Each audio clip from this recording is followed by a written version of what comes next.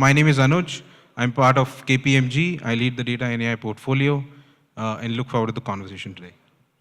Good evening, everyone. It's a pleasure to be here. I'm a Chief Digital Officer for Reliance Consumer Products. Hello, everyone. I'm Sruti Sivaraman. I'm heading engineering automation and I am a part of Nokia. Looking forward to having an informative conversation today. Thank you. Thanks, Shashi. Shruti, and very warm welcome to the panel. So let me start with you, Shashi. I think many of the examples that you mentioned sounded to me to be great AI adoption stories, right? And let's first focus on AI adoption. So we've been talking about it a lot, right? But there is a meaningful difference between just adopting AI versus leading with AI, right? So from the vantage point where you sit and on your experiences of becoming an AI leader in your organization, what is the clearest signal that you see which separates a true AI leader from organizations that is probably doing AI in a more sporadic manner? Thanks, Anuj, for this great question. So AI is a buzzword which is happening across the world. Many organizations trying to do a lot of pilot. They are trying to see what value they can get out of it, but still it is not in the mind of boards or CXO office where they can say that AI investment is really going to bring value for the organization. So when we connect AI directly or embed AI into the business process optimization, driving the top line growth or bottom line productivity, at that point in time, AI can bring a lot of transformation, revenue for the organization, process efficiency and effectiveness. Then only AI will truly sense is part of the leadership conversation where every leader is going to talk about it. Every leader is going to use AI for their day-to-day decision making. So the signal is when the AI is embedded in the business process transformation, there it is going to be part of the leadership conversation and boardroom meetings. Now, Shruti, let me pivot on the engineering side. Now, are there any specific architectural or maturity markers that you look for when you're looking at organizations that have really scaled AI, or let's say your organization which have really scaled AI? And what does that look like on the ground for the teams which are actually building these kind of AI solutions? To answer your question, yes, we do have architectural markers that we look at before we design. So when we have a use case, we look at the design. There are three major parts that I look at personally before we scale up. First, we look at whether the data that we are dealing with is trusted. Most of the organizations that go a long way back, they have multiple different domains, they have different data sources. There are multiple sources that are claimed as source of truth, but there are duplication of data. So it is important that we ensure that the data that you are embedding into these AI agents are trusted. So the first part would be to check whether your data that you're embedding is trusted. The second part would be deciding on the platform. So the platform that you're trying to build, we will have to ensure that they are scalable. If you're building on a scalable platform, that secures the future, not just for that particular use case, but for all the other use cases that are related to the entire ecosystem. Then what comes into the picture is, if we have built certain AI use cases or AI agents that are relative to the ecosystem, if they have been, we need to check, we need to have markers to ensure that they are still in use. So it's no longer a decision where, can you build an AI agent for this use case? That's no longer a question. That is for sure possible. But the question is your agent able to make the decision? So decision velocity does make a huge difference. And if you're able to build them on reusable platforms and scalable platforms, that marks as an identity or a decision-making point while we design those AI use cases. Thanks, Shruti. And let me add one more question on top of that. So in addition to scaling, organizations also want to ensure that they are scaling with without losing control, right? So what role does governance play, and especially in the era where we have started talking about AI autonomy? So how important is governance? How do you balance the speed and the innovation with the kind of safety and governance that may be needed? And does it really become an enabler or does it become an impediment in your experience? I think governance and security, they are very unfairly labeled as applying brakes to innovation. I do not really agree to that because I also have a cybersecurity background and I understand the importance of having these governance frameworks. The problem that I see is most of the use cases related to AI, when they kick off with a design, they kick off with an architecture, they build, they deliver, and then they bring in governance. That's where the problem starts. Your governance and security have to go hand in hand. The moment you decide to kick off a particular AI use case, your design is in place. Even before you finalize your design and architecture, it is important that you take feedback and consult the security teams and the governance teams to ensure we have the right from authentication, authorization into your agent. You are using the right frameworks, it's important. Or else, what happens is, then we have these questions that pop up. Is it stopping innovation? Is it applying brakes to innovation? Is governance slowing down the entire innovation process? But in my opinion and in my experience, when we start including governance and security right from the start of your project till the end, when governance is included, your feedback is included and incorporated, it never acts as a braking system. And they actually help us identify roadblocks well in advance. Great. And Shashi, from your standpoint, somebody who is building these things for the enterprise, putting these into production, scaling these capabilities, what is your perspective on governance? Is it only something that a risk function should be worrying about? And how do you build a governance model which actually enables and does not restrict or does not put at brakes? I mean, to put it simply, is it how do you match the fact that we accept certain risks to move fast? And where is that boundary line? Where do you draw the line? So I go with what Shruti was saying, that anything or everything from inception has to be followed, the risk and governance in place. Take an example of driving car at a faster pace, like Formula One. If you don't have a guardrails, what will happen? Accident, right? And nobody wants accident. Hence, the governance has to be in place. It has to be followed diligently. If we can have the governance in place, well defined, well informed to the people, onboarding the stakeholders, and then driving this entire transformation, I don't think it is going to work as a showstopper or reducing the speed. It will ensure that the pace at which the organization is driving, it will go and execute at that pace in a secured manner. So governance is really important to ensure that organization is safeguarded. Yes, I agree with you, some of the use cases which may not be that critical or not going to bring the risk to the organization, there we can have some leeway.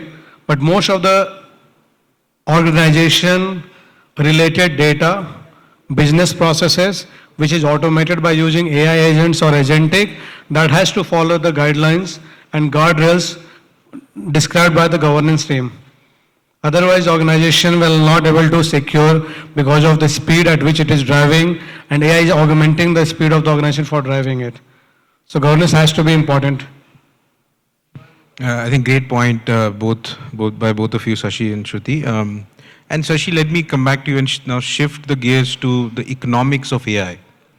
I mean, you're dealing with a lot of your senior leaders, with the board as well, and increasingly, I'm sure the question is, where is the AI, where is the ROI, right? The investment in AI is quite significant.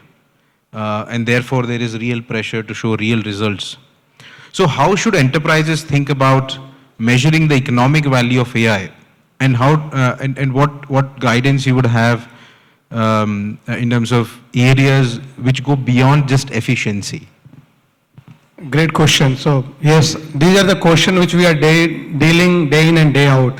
So as a digital function, our job is to bring organization at high speed, quick decision making, high efficiency, high profitability. All these are the guardrails which are getting from the CXO and boardroom that how we can transform by using AI. And whenever we go for investment, as you rightly mentioned, it is not coming at a lower cost. It is significant investment. So we have to convince and educate, improve the awareness in the organization that AI is here going to stay over here. It is really going to transform the organization in short term, medium term, and long term. With AI evolution and came into picture, the journey of long term, the definition of long term got redefined, which is in 6 months or lower than that. So AI can bring a value within 6 months, and that is how we have to set the standard to the organization and board level people or CXO that when we invest into AI, 6 months can be ROI. That is not 3 years or 5 years down the line. How we convince people, we have multiple initiatives. When we go for quick turnaround, like productivity improvement, reducing the time on data crunching, creating the dashboard, these things can bring the productivity in weeks. That we need to define. Based on those use cases and quick wins, we can take for long-term initiative, which is 3 months to 6 months, where we do a AI agents creation, orchestrating with the agentic AI, and bringing the value at growth level, productivity level like supply chain, manufacturing, logistics, augmenting the salespeople performance by using AI, and there we can bring a lot of transformation at the top line level and bottom line level by implementing AI and agents. So that is how we can convince our board level people by showing the quick wins and giving them a long-term picture how these use cases is going to help us to bring revenue as well as productivity. Now, Shruti, you also mentioned earlier about investing in the right set of platforms and right set of infrastructure and overlaying Sashi's new definition of long term. In those cycles, how do you really create the economic value of making those long-term AI investments? And specifically not on only the use case of productivity like Sashi mentioned, but also in use cases which would need a long gestation period, whether it's about building more trust, right? Whether it's about improving decision quality as you earlier mentioned. So what would be your guidance in terms of building such economic cases where it is not an immediate line of sight in terms of outcomes and with the new definition of long term? Thank you for the new definition of long term, Shashi. To answer that question, there's a mantra that I very diligently follow. We call it, we buy for standardization and build for differentiation. So when we are about to choose an AI platform for multiple AI use cases, the first question that hits the leadership team is, do we build it in-house or do we buy a platform? So when we say buy a platform, that actually starts with, if your use case is standardized and it's going to remain the same for the upcoming future, but it's better that we buy it from an out-of-the-box solution that's available in the market. But if you see that your particular use case is specific to your organization, your needs are specific to your organization, that's where we look at building it in-house. Now that by itself gives us clarity on what our ROI is going to be. And coming back to the new definition of long-term, as I mentioned earlier, last year or maybe 2 years ago, the discussions across the board was how much cost are we going to save. Now, the decision and the mindset has completely changed. Now, what leadership wants to know is how fast can your agent make a decision. Decision velocity is what is making an impact. They don't want to know whether your agent is going to give us the right output, whether it's going to perform, whether it's going to hallucinate. They are no longer points of discussion. So we spoke about technology, we spoke about economics, we spoke about governance. But most of the AI transformations that probably don't see the light of the day or don't give the right sort of ROI is primarily because of people, culture, and not necessarily the technology. So what is the leadership behavior that you have seen, Shashi, which mostly accelerates an organization's AI ambition? And as well as how do you really build that organizational influence so that it becomes strategic and you have leadership alignment to drive strategy from an AI perspective? Yeah. So leadership always need to start during the review. I can say during the review they can start using AI, show to the people that what kind of insights is it bringing, which can help them to take a decision at a faster pace and bring the value to the organization. Along with that, they also need to demonstrate that how they are using in day-to-day life for their day-to-day activity, be it meeting, minutes of meeting taking, be it data crunching, looking into the insights, taking the quick decisions, and communicating and cascading those decisions to the people. Once the leadership team is using it, it will automatically cascade to their N-1 to N-4, N-5, or N-N because they can see what the leadership is doing, they're following it. Whatever the communication we can do to the people, they will not follow unless until they will see their immediate boss or bosses of the boss are following those things. So it's better for educating, improving awareness, and ensuring that leadership people are start using AI, and that message getting cascaded in terms of review, in terms of decision making, in terms of cascading the insights and taking the action on the ground.